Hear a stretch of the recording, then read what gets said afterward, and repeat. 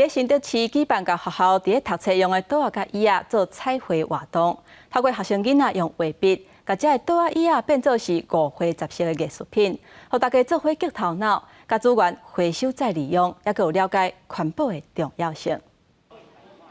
透过手中的画笔，原本已经要刻角的椅桌焕然一新，变做一件一件的艺术品。昌和基金会23早起伫新德市办学校旧椅桌彩绘活动，希望参加的囡仔甲家长伫彩绘过程中体会到资源的宝贵，也了解环保再生的观念，让小朋友了解一下环保的一些意识啊。可以回收再利用，或者是重新再制，其实这个都是一个很有意义的活动。我希望他学会说爱惜这样子的那个家具啊，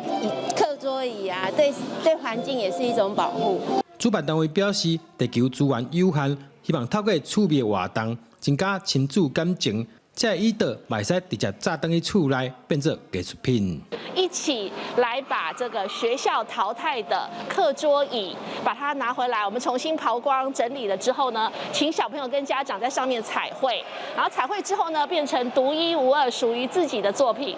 活动结束，旧椅桌会当继续使用。主办单位另外搁办募款，捐予自闭症协会，希望大家唔拿珍惜资源，会当帮助社会弱势团体。记者杜君和新店报道。